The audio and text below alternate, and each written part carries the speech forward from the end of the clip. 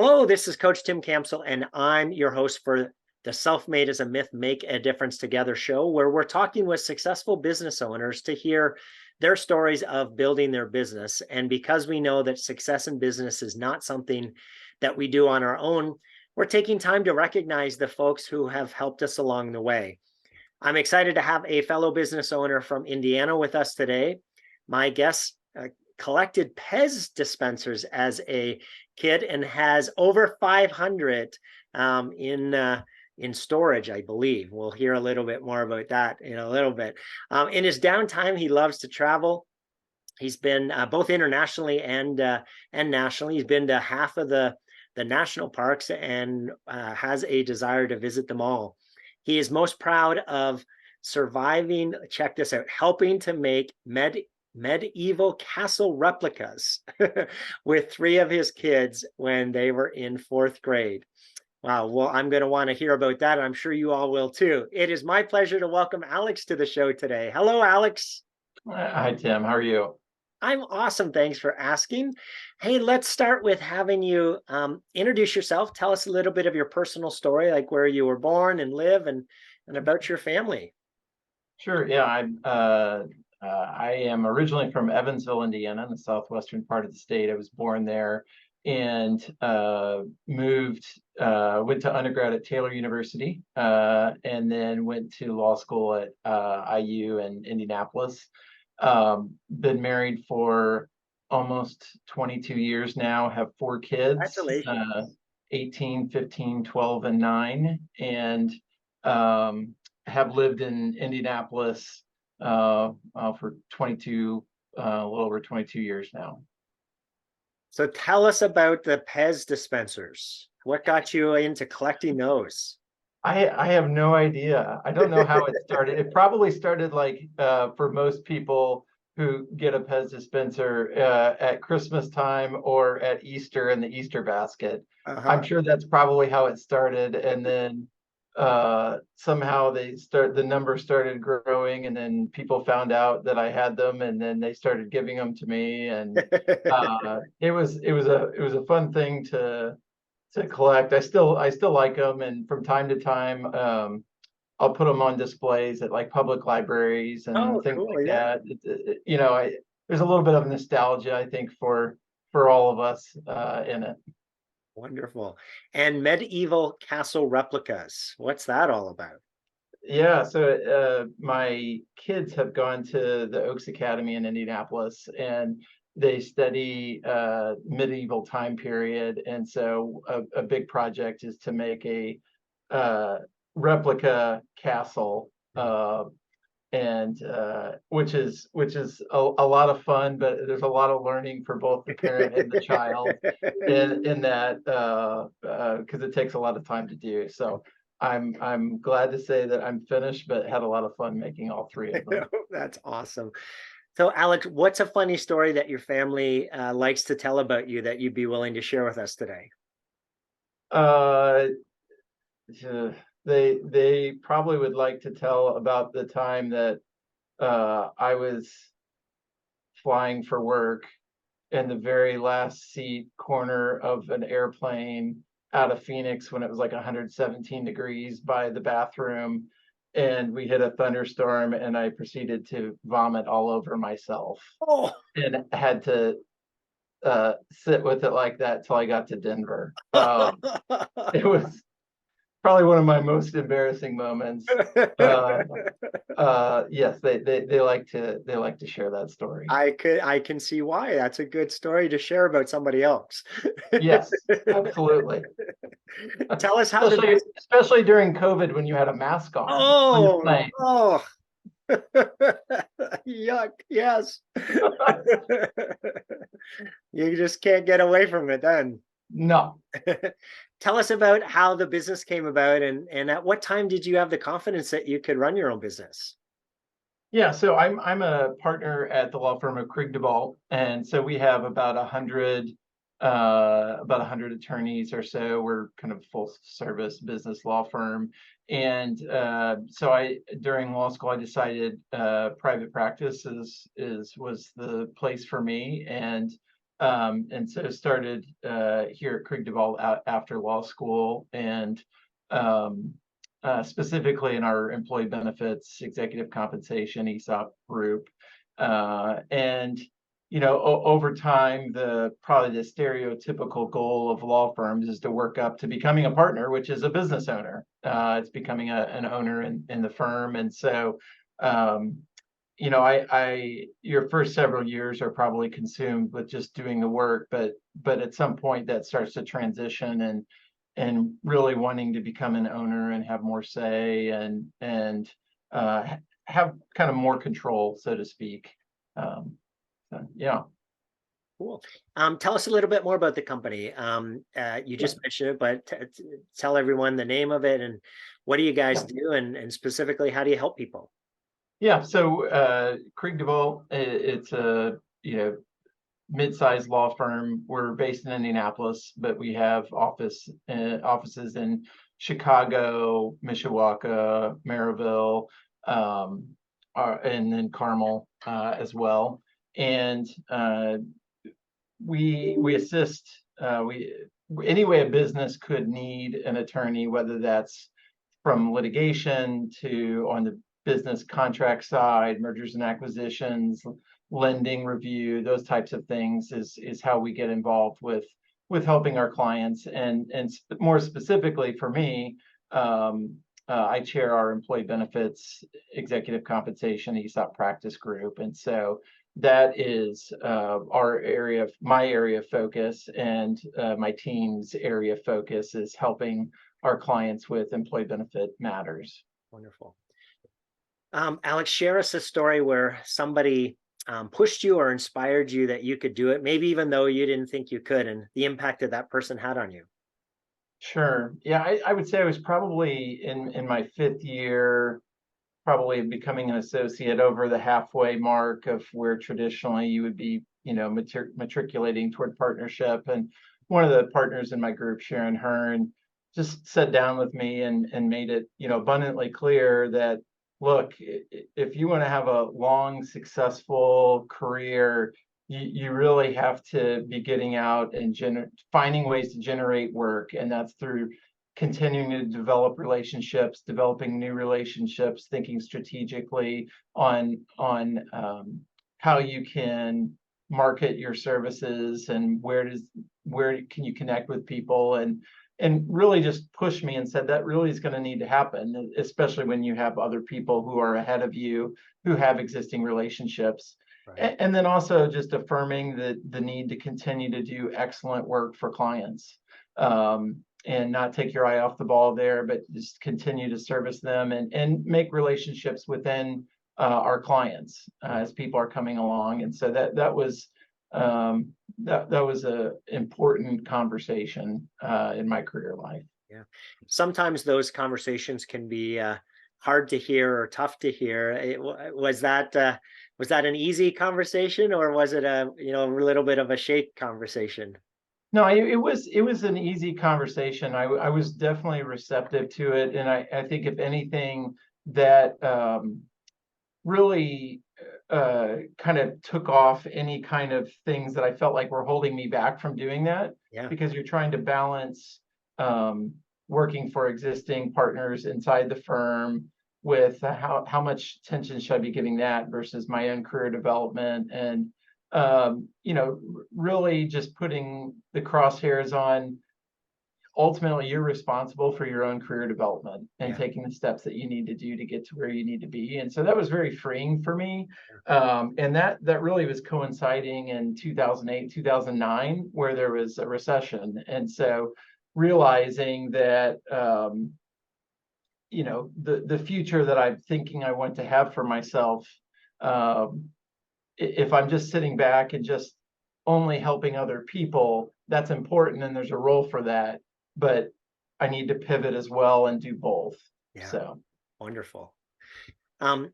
You've probably experienced a ton in your career. What's your biggest learning as a business owner, as a partner of the firm? Yeah, I would say it's probably that relationships matter a whole lot. They matter a whole lot, both inside your company, your relationships with everybody, from support staff to colleagues to maintenance people to accounting to whomever, they're all integral to my own success and ultimately our client's success, because that's first and first foremost. But relationships are really, really important, and to not overlook the human element, and realize that that without the other people, you're not going to get very far, or you're certainly not going to do it in a happy way.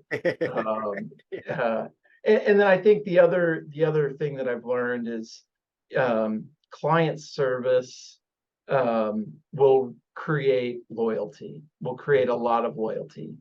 Being responsive, being there for our clients, doing good work, listening, just excellent client service will really create loyalty. And sure, we all have some customers that are purely transactional. They only care about the dollar, and they're here and they're gone. But the long-term clients that you want to stick with you, paying attention to client service will, and sometimes cover a multitude of sins, really. And so it's very, very important. Yeah, it's interesting too that there seems to have been a shift over the last 10 years or so of not as much of a focus on the service side and much more transactional. So I've seen that at those companies who keep that focus and make that a priority, they significantly differentiate themselves from their competitors, because it's just not the norm anymore. Do you guys see that in your industry? 100%. So with our clients, I have the privilege of working with a lot of different companies and a lot of different industries. And very often our clients aren't the least expensive provider. And sometimes they could be in the upper quartile, but for a customer to know that they can deliver on time, on spec, with the quality and service that they expect. A lot of times people will pick certainty and convenience over price, and I see our clients having success with that, of just staying focused on those elements make a huge difference for them, and we try to do the same things ourselves. I love what you just said about the prioritization, because something that doesn't show up on time, or something that shows up not to spec, can be significantly more expensive than the cost savings of a transactional relationship. That's right. That's exactly right.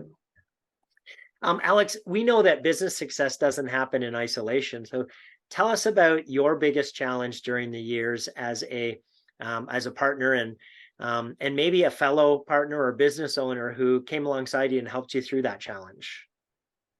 Yeah, I think it's I think that the challenge is, for me and the industry I'm in, is developing my own practice separate and apart from my colleagues. Many of whom are, when I was early in my career, could have been my parents, or certainly an older brother. And they've been there longer, they have more relationships. And so how do you develop separate and apart from them? And so I think it was just a number of the partners that I worked with. I mentioned Sharon Hearn and Steve Smith, but just trying to get you to think strategically and about how are you marketing, how are you developing your services, where are you marketing to, what relationships are you developing, and then having accountability around that. So if you're going to a conference, what are you doing at the conference? Who are you meeting with? What meals are you having? What existing clients are you connecting with? Those types of things to just push me and be very intentional about growing my own practice. It was probably the biggest challenge along the way. And then when I transitioned into 7+ years ago, being the chair of our practice group, the former chair spending time with me, overlapping and helping me as I grow into that role was very instrumental at the time to help the group to continue to grow and go, and what we need to do by having some continuity there. And so that was very helpful too. Yeah. For those that are listening that may not, fully understand the partner model, it was interesting what you said about building your own practice within the firm. Can you just elaborate on that a little bit? Help people understand what you mean by that? Yeah. So if it's almost as if I have my own business within the firm. That's not how we operate. We're a full service firm, but I have my own clients. So sure, the firm maybe has institutional clients that have been there for a long time, but for the firm to continue to grow and develop, attorneys need to have their own clients that they're servicing. So those are businesses just like yourselves. And so how do you do that? How do you go out and get new business so that you can service those companies and meet their legal needs? And so when I have other attorneys that do the same type of work I do, and they have their own relationships and their own connections and contacts. And so if I spend all my time in the same pools that they're swimming in, I'm probably not going to catch very many fish if we're fishing in the same pond, because Sure. they have more experience. So thinking strategically of how do I develop my own business within the firm and my own book of clients. Right. So on one sense, you are quote unquote competitors of one another, but on the other sense, if you're all successful, then you all win together. Is that a fair Oh, understanding of yeah, absolutely. Yeah. Absolutely. And I think that's where um, the benefit and I guess the blessing that I feel like I have here is, yes, theoretically, my colleagues are competitors to the extent we're doing the same type of work, but that's really not how we view things. And so it's how can we support each other to make each other successful, because as we're individually successful, the firm is successful. And so we benefit from that. And also realizing that the firm's not going to end with us. There are attorneys below us. So how are we going to help them come Right. along so Yeah. that they can become successful? And as we move towards retirement, transitioning some of our clients to them as they continue to grow their own. So I feel fortunate to be part of a law firm where it is very collaborative, and it's a very much a team approach. Yeah. And how we get compensated is reflected in how we work together. So culture, it sounds like you guys have intentionally built a pretty cool culture. How does that differ from maybe, other, how does that make a difference in terms of the day to day for you guys versus maybe, a place where it's a little bit more cutthroat? Yeah,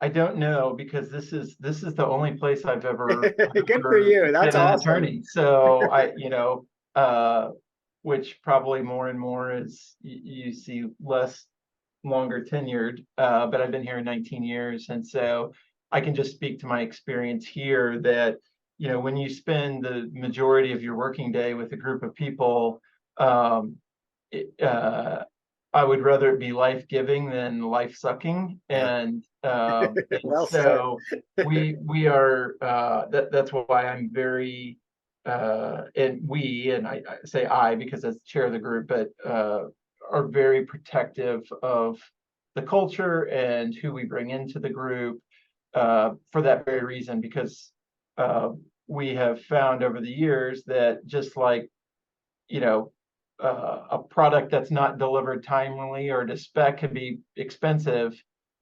Hiring the wrong person can be very timely and expensive and exert a Yes. large emotional toll as well. So it's something we are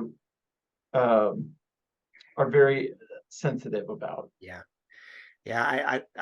That's critical because we've all had situations where we've brought on the wrong person who isn't a cultural fit. And And the unfortunate thing is you can never teach somebody to culturally align, right? You can teach skills and you can help people gain experience, but they're either a fit or they're not. And it becomes very obvious pretty quickly when they're not, right? Right. That's right. If I asked you to pick three people, I'm kind of going to put you on the spot here. Three people in your journey that have been you're most grateful for in terms of the way that they've helped you with your business growth. Who are those three people, and specifically how they help you? Yeah. So the first one is very easy. It would be my wife, who is not an attorney and does not work at Krieg DeVault. But I couldn't do what I do without her support, and just she's become a chief logistics officer, I have 4 kids, so just with her support and freeing me up to be able to do what I need to do and have flexibility and encouraging me and challenging me whenever I needed to hear whatever the message was, being there to do that. So I attribute her with, first and foremost, whatever success I've had is in large part because of her. And what's her name? Whitney. Whitney. Awesome. Yeah. Beyond Whitney, I would say 2 partners. I mentioned Sharon Hearn earlier and Steve Smith. Both have since retired and are enjoying retirement, doing various different things. But both of whom I learned different skill sets, both technical and soft skill sets from. Learned how to communicate with clients without sounding like a lawyer, how to try to be solutions oriented, practical, how to not forget the human element dealing with clients. Those are some really valuable skill sets I feel very fortunate to have had, to push me and challenge me, frustrate me at times, to cheer me on. They both left a lasting mark on my career and how I practice, and probably somehow how I practice and relate to clients is in part because of them. Wonderful. You said something that I want to dig into a little bit. So it must be an interesting balance between the legalese, right, and all of the specific wording and technical aspects of the business, and then having to be able to put that into layman's terms and translate that to just an average business owner who doesn't have all of the legal understanding. So tell me a little bit about that in terms of bouncing back and forth in those two different worlds and being able to help come alongside your client, right, and talk in their language. Yeah, it's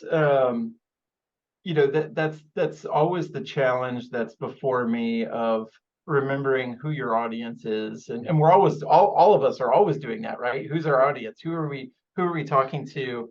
And then what message do they need to hear? And then how can they best hear that message? So that's kind of always before me. Do I at times slip into jargon? Yes, at times I may slip into jargon, but looking through the client of the lens of how can we help them succeed? What do they need to accomplish? And what needs to happen? Not that we're ever dumbing anything down, but what's the message they need to get, and how do they need to receive it? And so, sometimes you're going to have to get in the weeds and talk about legal concepts. Other times it's well, let's talk about this without getting specific legalese and jargon, and then trying to think about how you communicate in writing with them as well via email. Sure. I just think, if I was a business owner, how would I want to hear this message? Sure. I probably wouldn't want to see an email with a bunch of defined terms in it. I would want to see a message that's telling me succinctly what's the problem is, how are we going to deal with it, and what are my options, and what's the risk. Yeah, I love it. I love that just that you have that awareness and the ability to go back and forth and know your audience. It's awesome. So Alex, as you think about the next 3 to 5 years, What are the biggest challenges that you see that you're going to face in reaching your goals? And who are the types of people you're going to need to help solve those challenges? Yeah, I think there's probably three main challenges. Um, Succession planning within our group, as we're always doing succession planning, no Sure. matter where people are in their career. And I've got different ages within the group, but always thinking about how are we going to address succession planning, both on people transitioning out and then also bringing new people in. And so that is always before us, and it's something we always want to be intentional about, just for client retention and client service. Mhm. Client service first and foremost, but then if they're happy, then they stay. Yeah. Right. The second one I think is training, and this is coupled probably a little bit in with culture, with the evolution of remote work. Mhm. And we have a remote work policy where we're supposed to be 3 days in, 2 days out. You can pick you pick which days make sense. Okay. And that's on average. So you may be in the office 5 days a week, and we have some people that are every day. I happen to be one of those people who just comes in 5 days a week. You have other people that maybe they're only in one day and then 4 days the next. But thinking through, how do we maintain, how are we intentional about training Yeah. in a more virtual environment than when we're all in the office, and it's a whole lot easier to pop into somebody's office and ask a question, Sure. or run into somebody in the kitchen and say, oh, this came up. Those top of mind type things that happen more fluidly when everybody's together. Yeah. How are we continuing to train our associates and paralegals in a more remote work environment? And then maintaining culture is just part and parcel with that. It's the same thing. So Yeah. culture is very important to us. How do we maintain that when we don't see each other as much? How are we intentional about that? What kinds of things are we doing to try to um, facilitate relationships and Yeah. relationship building within the group? I think those are probably the three challenges that I see. And then in terms of the kind of people, who are we looking for? What are the kind of people we're looking for? And you know, you could ask some of my colleagues, and they may have a slightly different answer than I do. But for me, whenever I'm interviewing candidates for our group, there's probably boils down to four things of, do I see this person as a client first type person? Are they going to be looking out for our clients' needs first and foremost, which means saying yes to helping out with something when it may not be convenient to them? Not meaning that they don't have work-life balance, but are they a client first person? Are they practical? And I don't, for me, I don't resonate with somebody who's hyper academic or esoteric. I've just found that our business owners, they just don't resonate with that. They want to know practical solutions. What is it? And then somebody who's creative as well, because in my area of the law, I do a lot of executive compensation, and I do a lot of employee stock ownership plan, ESOP work. Those are my two main areas I do work in.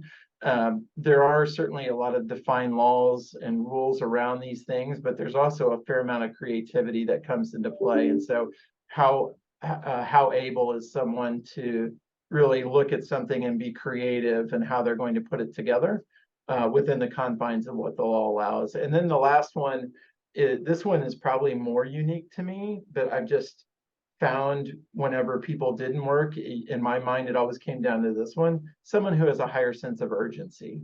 Mm. And this is, again, more unique to our practice. Other practices would be different. If you're a gift and estate planning attorney, the sense of urgency may not be quite the same if Sure. you're administering an estate where your Sure. client's already passed. But for me, somebody who has a sense of urgency, who is, and this goes to just the client service and satisfaction Mhm. of being responsive, turning work back to them.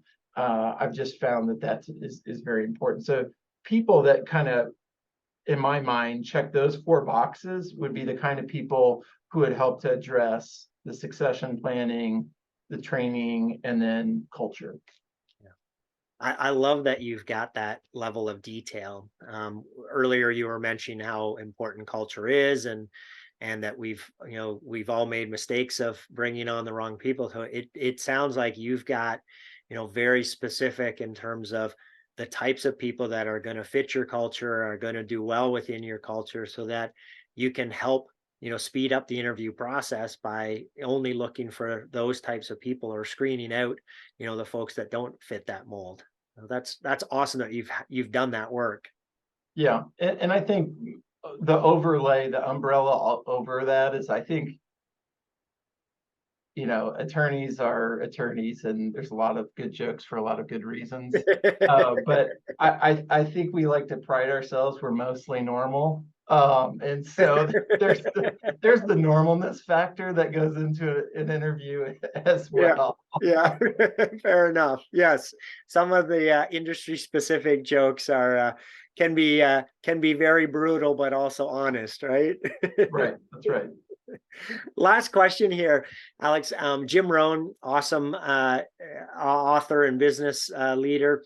One of his quotes is, "We become the average of the 5 people that we spend the most time with." So, as you think about that quote, what advice would you have for business owners who are trying to do it on their own, who feel like they need to do it on their own? And what would you say to them based on your experiences? I would say that you can't do it on your own, and or you can, but your business won't be what it could be, Mhm. and you won't be as happy as you could be either. As soon as I embraced in my career the need to delegate and involve other people, um, I just saw my satisfaction in my job go up, Mm. because and part of that is tough, uh, because you have to grow to accept that they may not do it as well as you do it. Yep. They certainly aren't going to do it exactly like you do it. Yeah. But what I've found in observing time and time again, clients are resilient, and if they're getting the ultimate product that they want and need, then um, then just because they're not getting it exactly like the way you gave it to them, or in the same manner, or the different way, as long as they're getting what they need and you're servicing their needs, they're gonna stick with you. Yeah. And that really then frees you up. The more you delegate, that frees you up to continue to do other things, which um, could be going out and developing other areas of your business, could be growing product lines. Yes. It could be moving more in a big picture strategic role for business owners. I see that Yeah. specifically, that they Yeah. get an operational team in place that really gets the business humming and rolling. And candidly, a lot of times I hear, thank goodness, he or she's not showing up every day, because we get a whole lot more done without that person here. Right? There's a little tongue in cheek with that, but Yeah. moving in more of a strategic supervisory role, could be more of a board seat role. And then that really frees you up then, to the extent you have other passions that you want to be involved with, to, pursue some of those without feeling like you're chained to the business. Yeah. So it can allow you to invest in your business more. It allows you to invest in your people more, Mm. candidly, because you have more free time, rather than spending so much time with customers. Not that you still may not be doing that, but having other people take those segments, especially segments that you don't do as well, Mhm. those things just suck the life out of you. And so finding somebody who's excellent in doing those things Yeah. just makes a material difference for your own enjoyment. So that's Tim. That's what I would say.